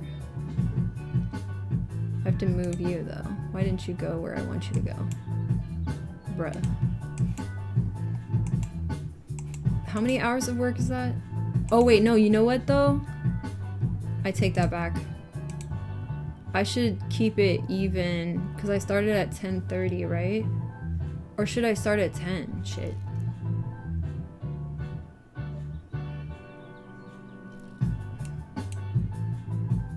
I go like 10 to 3. That's pretty good. That's like a long ass time. It's 5 hours.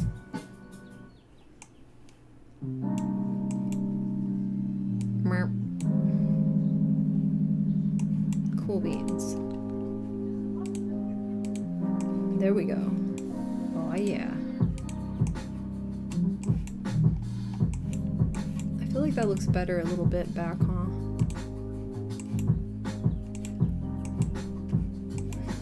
Cool.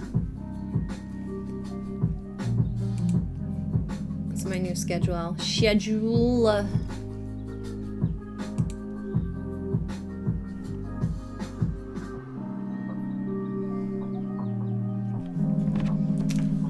Zoloft prescription is ready. Scary, but yay! I'm proud of you.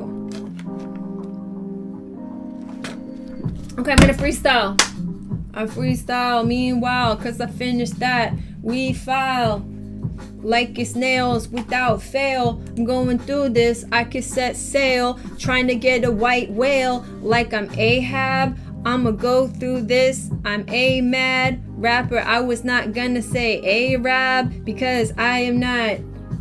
What the fuck is that president's name? I don't remember because I can't deal with the pain of having that guy in my mind again. He was lame is also kind of not that cool. I'ma rap about this when I was in school. I knew that that fool was the president. It was evident and not very pleasant then. Yeah.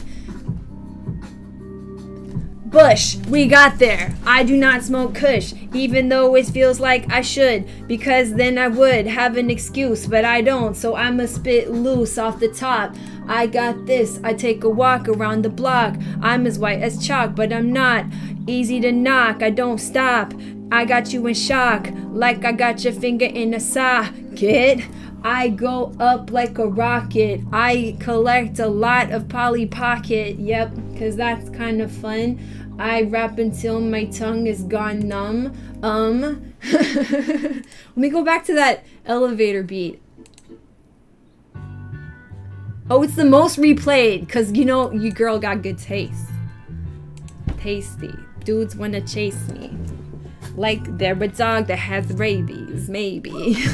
I'm not Slim Shady, but even if I was, I would have all the gravy, like I was a turkey in the middle Thanksgiving. I mean, I'm perky, that's the way I stay living. And if it's dripping, it would be ice. It'd be so nice. I would have to show up with some spice and have that like it was a popsicle stick. I'm not sure what I'm rapping, but your cock is not thick. What? Anyways, a bit gross, but I'm the ghost with the most. And I know if I would host, I'd be the best hostess. I suppose this is me trying to say that I should have a hose list that's super long. I don't need that. I got big, strong energy. Lots of people want to mention me mentally, cause I'm stuck in their brain. The name is Jane. I came and I saw and I flew like a plane. Insane. That's how my membrane is. I'm just saying this cause I know that I'm like the Wiz of Oz. I got more cause I keep going not soft but very hard. I got my lips scarred cause I've gone off even longer than I should. Misunderstood even though I rap hella good. But I would like I was Woody in Toy Story. And could she maybe make more sense? No coincidence. If you put some rhymes in the thing, I'll say them when I get a chance. I stay flowing, I'm good at dance, and I also stay knowing cause I'm glowing up. I own a pup, I own this bear instead of a cup cause I'm weird. I have no beard. If I did, it would disappear just out of fear cause it couldn't stand my face when I show up in a place. Tell me how it tastes and spit it what a waste like it in the trash bin. I know I have the last one and the first one since I began. Since I was begun, I would go till I'm dumb. I've been spitting this because I feel when I twiddle thumbs. It's just a waste of time when I rhyme. I feel fine. I got my haters shutting the up like they're a mime. And they have to show me that they're trapped in a box without a lock. And they're not one to talk. And I walk off cause I stay moving. I'm showing up and I know when I'm doing what I'm trying to do. I'm just trying to spit through everything I'm going. This is like I'm turning blue. Yeah, I'm spitting this because my mind is trying to rewind and find what you've written. Just sewing up, mending. I'm gonna be on these Twitter shit trending. I'm gonna show up. This is like blending, like it was some things in your cup when you're trying to get up and you're trying to go and get you a smoothie. I am so groovy. I have no boobies because they didn't really grow that big, but I'm just showing up. I could go get a wig and I'd be blowing up because it's what they expect when you're gonna rap. And I feel like I'll get checks and respect with X. I will get harassed from my sex, but I'm already expect for real. That's okay. It's the deal when you have to seal everything in an envelope like a letter. I spit better, make the mic wetter. I'm so cold, I need to sew a sweater. I don't know how to do that, so I'll get whatever I can.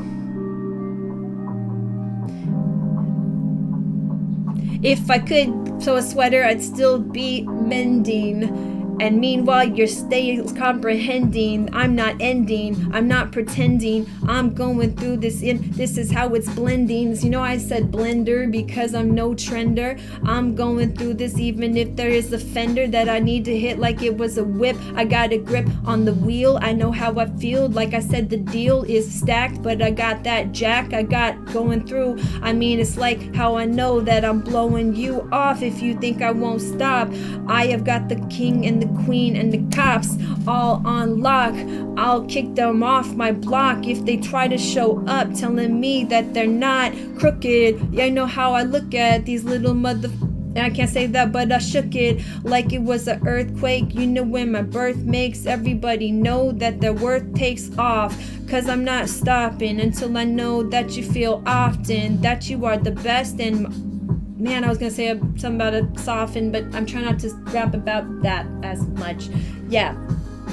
It's important to not be conformist. I'm going through this because I feel that abortions need to be much more protected, and if they are erected, they need to know that all of that bullshit is sexist and hectic. Yes, and I am not conforming. I'm just performing. This is me reforming the system with the vision that I'm given when I've written everything that I'm spitting. Maybe you should sit and listen, yeah, because I'm preaching. Sometimes I am teaching, even if I'm not, when I am reaching for the stars. I could go so far and I go so hard when I hit the boulevard, and it's, yeah, very smart. This is a piece of art. I feel like my farts are even on purpose. They're not worthless. If you heard this, I got some men shirtless, cause I'm dripping, you know what I'm giving, lipping, spitting this, cause this is like Thanksgiving, cause I said that this is like the turkey. I'm on my grind all the time, so I'm perky. I have a couple lines that I memorized. I feel fine. If you wanna know, recognize, this is real talent. This is me throwing it up like it's a salad. This is me seasoning it for your palate.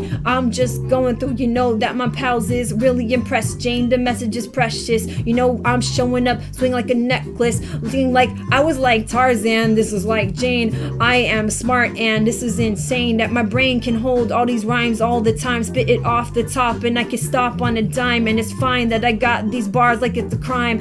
I'm just trying to show up and get my shine on. I know that the blinds are on and their blinds are all down. I got this shit. I'm also trained as a clown, so I'm funny. I'm not a Playboy bunny. I just want to get money. Ate some meals in my tummy, some grub. Yeah, I know I got that love, and your dude wants to show up and rub it up, but no, I think that's gross. I know that I could go coast to coast with my flow, and yo, I got this since I was a little kid. Most of these idiots can't do the shit I did. This is just a little bit. I could do even more if I stay writing. You know what I'm fighting? I got these dudes biting like they was a vampire, gonna tell a scary story out by the campfire. Even if I get ignored, I still never get bored. I show up and I knock them down. I watch them get floored. I break through the glass ceiling. I can't say L's or R's, but I'm feeling. That was kind of hard. I tried to do that, but I feel like a bard that's trying to go out with a liar. I'm so inspired, and I build my empire. I am straight fire. I don't like this type of beat. It's really boring. I'm sorry, it's not my vibe. It's not my vibe. I stay alive. I could drive. If I had a whip, I'd have to take it and get a lift. If I had a whip, I'd have to get a lift because I got too much rice on my wrist, and that's right. I don't know. And it's heavy.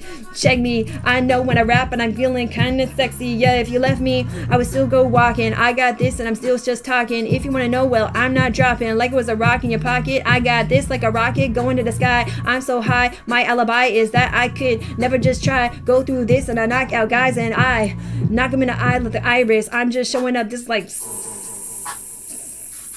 virus. This is like a virus. This will make you sick. I'm showing up and I got big dick energy. Said that before, but I'll say it again. Most of these people, they just pretend that they could do what I do when I try, but my crew knows that I could go, and I don't lie because I tell the truth every time that I spit. I go through this, even if I writ it's a little bit better than this. That's okay because it's still like the wrist that I said had ice, and that was nice, and I'm gonna spit that again, maybe like twice, maybe like 3 times. I'm fine when I rhyme. Lime is what you feel like because you got that sour. I'm showing up, got real girl power. I'm so hot that you need to take a shower. Hour after hour, yeah, power. I mean, what the fuck is that word? That's okay. It's absurd. If it was a verb or maybe it's a noun, I'm showing up and I'm taking over towns, taking over yours. This is for sure. I'm showing up from shore to the shore, to the coast, and I know I do the most. I'm showing up. Check me at the roast. At the roast, I made her feel embarrassed. I'm showing up. You know I tear this apart like it was a piece of cloth. I'm going off and I don't not stop. What the fuck? Anyways, I can't conjugate shit. Yes. Anyways, if I hit, this is like showing up a little bit, and these idiots are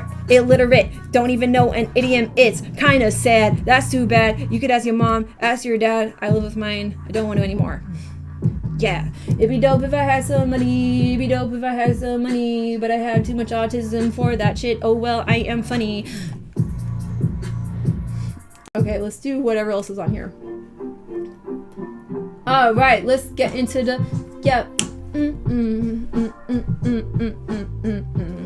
We got more words in the chat.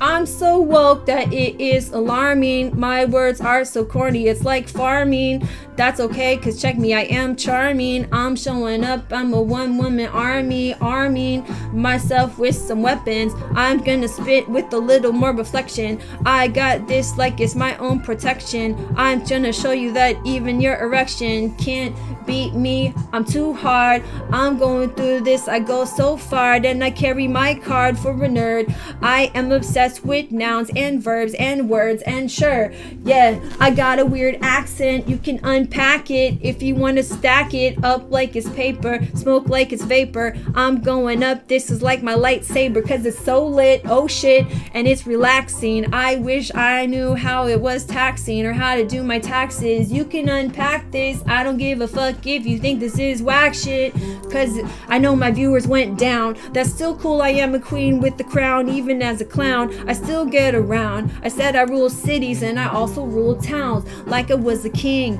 like I was an empress. I suggest that you get impressed by this, because what's next is I will just keep on practicing gymnasticking around, and I'm ratcheting it up like it was a wrench. All these other dudes are stuck on the bench. I'm not a wench, so I don't bring you booze. I don't like to lose, I choose to go through the news and pick out the good stories. They can ignore me, but these other dudes bore me, or me.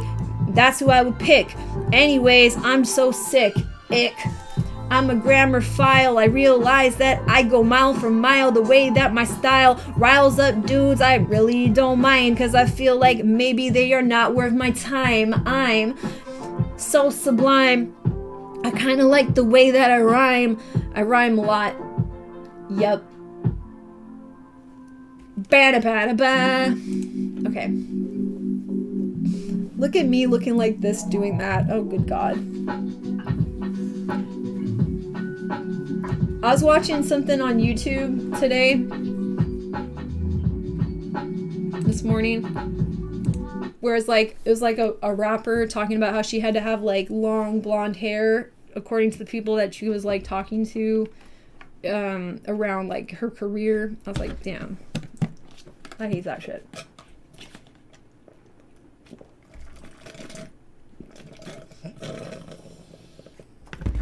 Thank you for letting me do that. Radical acrobatics, macrostatic,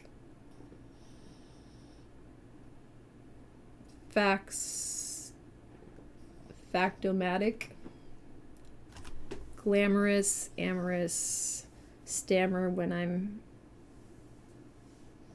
slanderous. I don't know. Anyways, yeah. I love freestyling a lot. I love rapping. I love writing more. I don't know what I love more, actually. They're all kind of different. I love writing, though, a lot. Like, I just like rapping. I just like rap. Rap is great. I love it. I've always loved it. I've loved it since I was a wee baby. Since I was less than, let's see, sometime between 6 and 8 is when it locked in for me. And then it was like, I think it's fair to say that, like, of my special interests, it is the most enduring. It's the first one that, like, has continued throughout my life. Yes, poet for infinity. Yes. Yeah, and I started doing poetry a little bit more in, like, the interim years of, like, junior high school. I was doing more of that. But then I was doing a little bit more freestyle at that time, too. So it started with, like, writing, and then I started freestyling a little bit in, like, 5th grade, but it was just me and my homie. We would just, like, mess around. We'd be like, there's a lamp, there's the moon. Go to camp very soon.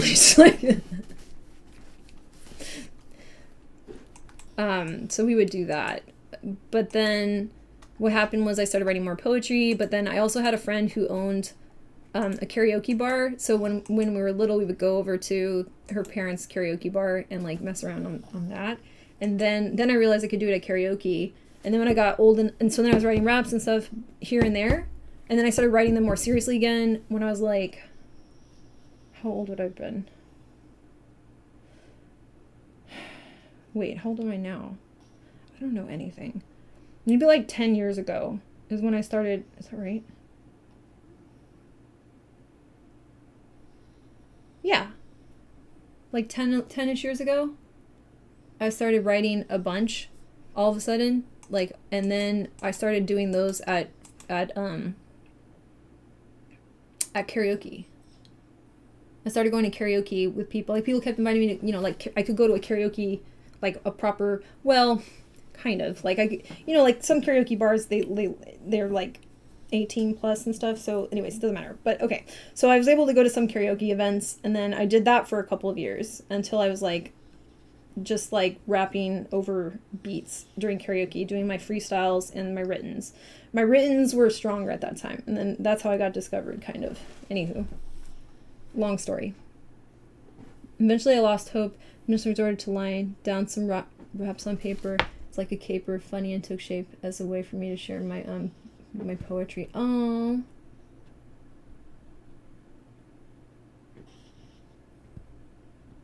Yay. Yeah, I love that, Cortessa. Yeah. For me, it's like rap. Okay, bye, Shade, by the way. Rap has been a way for me to anchor myself in a feeling more than poetry. Because even when I wrote poetry, it started turning into lyrics because I like to think about a song while I was coming up with the meter for the poem. Sometimes I'll do free verse, and then that's not true. So I feel like I either do like kind of a weird spoken word free verse cadence that has like sort of these like internal rhyme that bop around, and a little bit of a steady meter, but it's much more freeform. Much more freeform. It's kind of like I do like either poems that remind me of like a monologue. Yeah, it was the JTM restaurant. Yay, yay, yay. Resorted to lying. I saw that. Yay. I saw that. I am a referenceable thing. Hooray. I'm excited. Thank you for coming today, by the way. This just like makes me happy. I'm getting to focus on my rap a bit too. Hooray, hooray, hooray. But yeah, so what ends up happening is when I'm doing my spoken words, I really like them, but that cadence is one thing. And then like I started accidentally with my poetry practicing figuring out choruses and like hooks and bridges and stuff. So then I like to have like melodic choruses because of that history, I think. And then but in general, it's like I like there to be a backbone of instruments behind what I'm doing, but that also might come from dancing, where it's like now that makes a lot of sense to me, where it's like, okay, if I'm going to express my feelings, I want music that I can interpret, and that's part of how I'm expressing my thoughts and my feelings and my opinions, is like by having a conversation with the music and picking out certain interpretations. It's like for some reason that has always felt more satisfying. Like even as a little kid, that felt more satisfying to be like, find a beat, the beat is saying something that I feel is like an emotional statement, and then I'm putting my spin on it, is like how I feel it. Yeah. Yo, Cortessa, do it. I always wanted to create a rap about the natural progression from journaling to poetry to rap to music. Yes, that part. Okay, so what I think I'm going to do, I'm going to edit this title. Let's do Friday co-working. I think we're going to have a Friday co-working marathon, co-working body doubling, co-working / body doubling / I also think we should have parallel play. So if you just want to like play, we can do that. Parallel play marathon.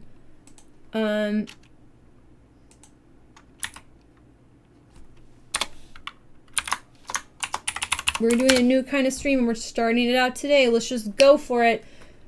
Friday weekly co-working body doubling parallel play marathon stream. Live stream. And then we'll go, what did I say? 10 a.m. 10 to, I'll just say 10 to 5? No, 3. Sorry, I'm still not used to this. 10 to 3.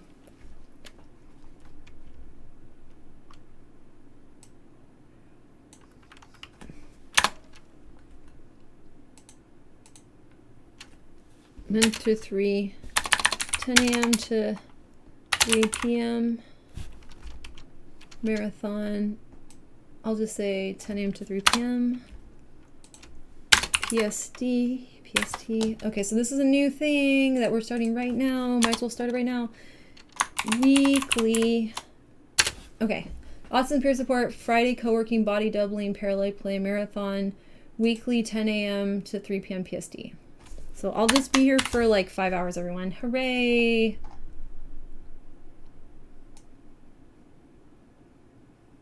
Let me make sure that I don't lose this. One sec. Sorry.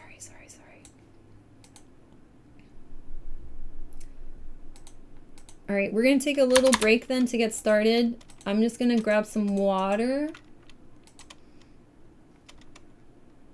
I think that's a good idea.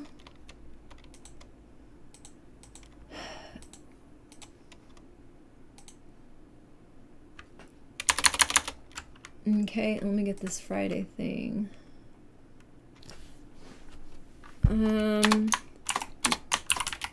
Let's work and play and think and do together. Every Friday, 10 a.m. to 3 p.m. PST.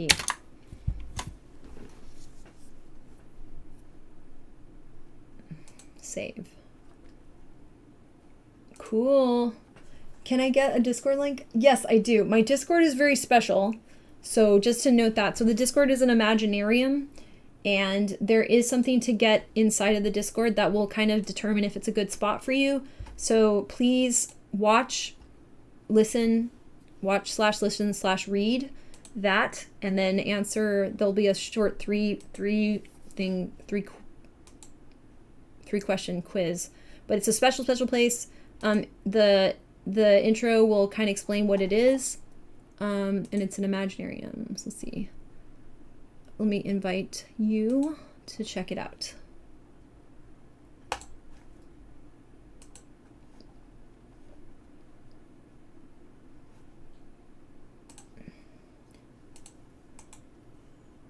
Okay, here's this.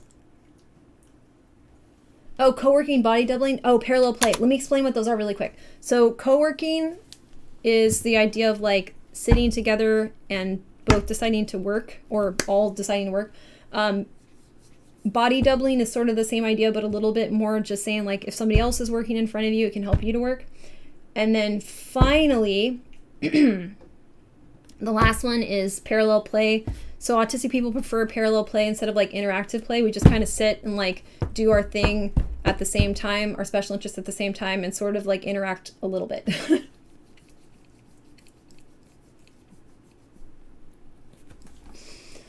It's so hard to find a rap scheme. I think, like a rhyme scheme. Yeah, it should evolve. I think you should totally do that. Mess around with it. I think the big thing for you would be finding the music. You know what would be dope?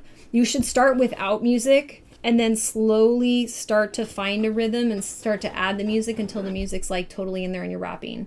Whoa. Like you should start with like a diary entry without music, and then start to move into a cadence, and then get a drum beat that starts to make the cadence more obvious, and then like start flipping. Yeah, that would be amazing. I would pay so much money to watch that.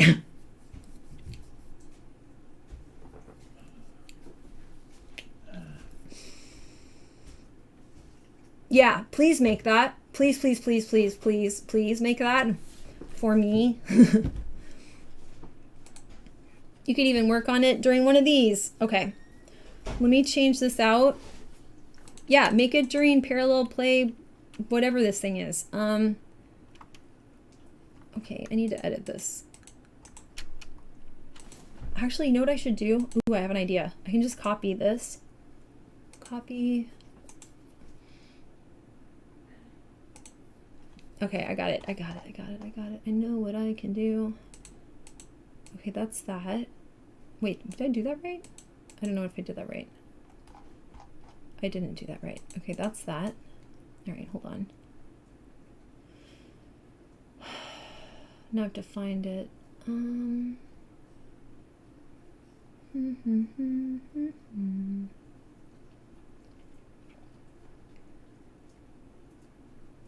Hold up. Oh, here it is. I think that's it. Yep. Let me kind of get this highlighted. Set color. That's good. Okay, so yeah, this one will be, let me rename this.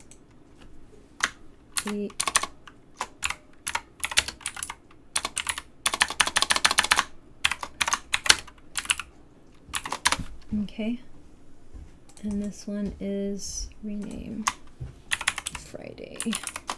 Okay.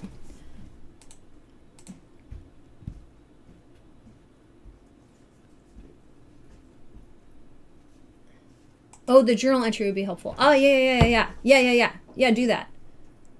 Got you. I follow. Properties.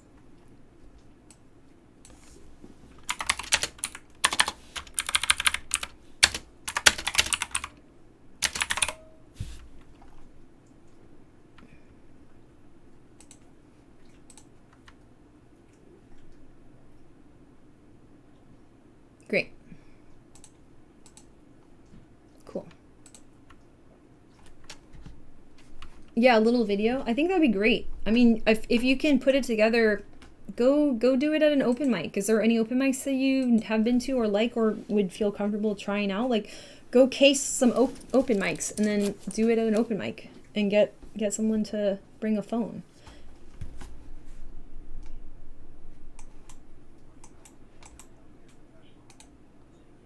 And if you already like an open mic, goals.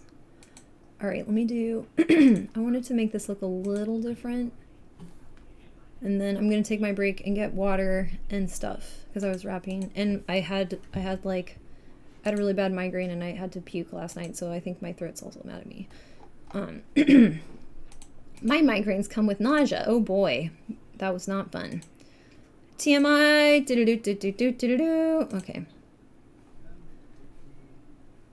But it happened. It's real. And that's why my voice is like mad at me. And I don't want my voice to get hurt. Ooh, I could do yellow. Or no, I like that green. That green's pretty. Okay, let's go with that.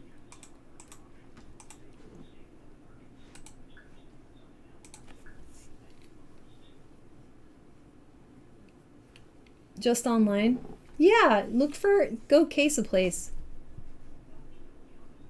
Open nature is good. I agree. Yes. It's good. Honestly, so I feel like one of the things that I like about how I've learned to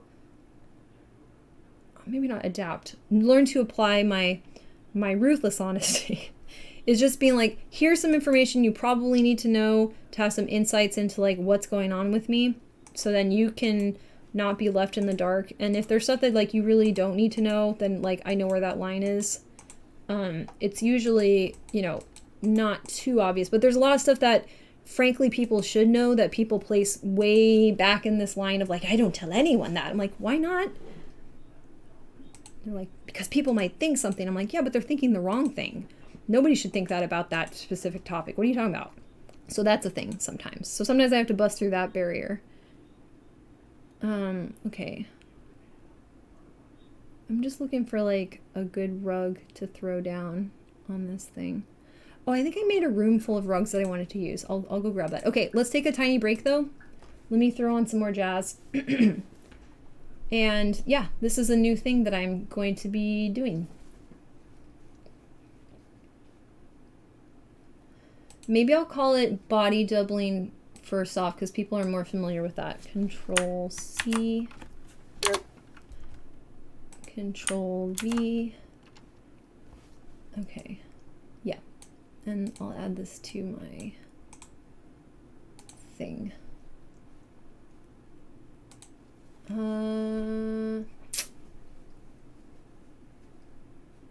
Wait, what? What? Where'd the jazz go?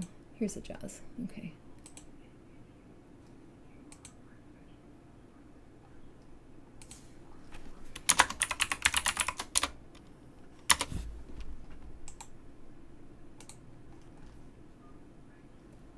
Okie dokie.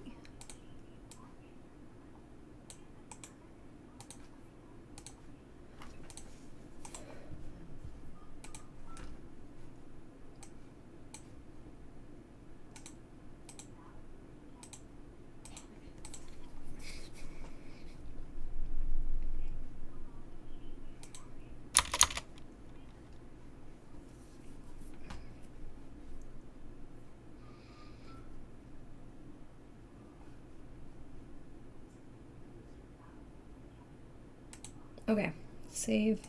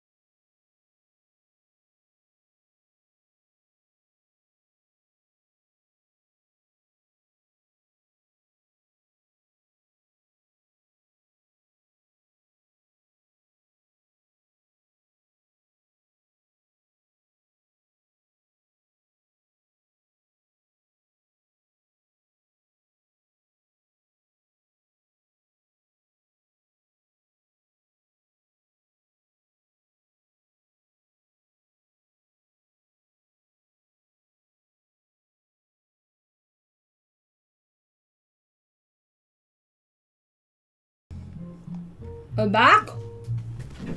I'm sorry. My bad. I have a Pedialyte pop.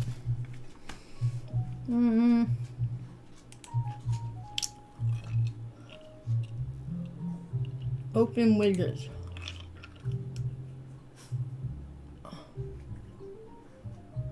Is it working?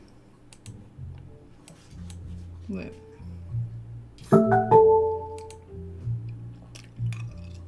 Stream status poor. Why? Why am I stream status poor? What happened? What happened?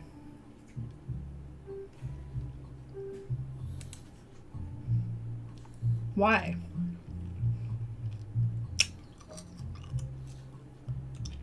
I don't know what happened.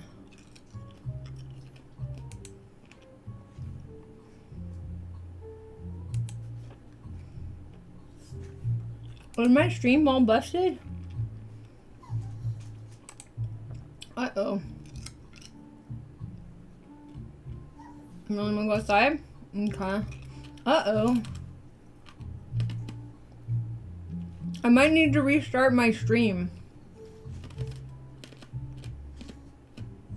What's happening?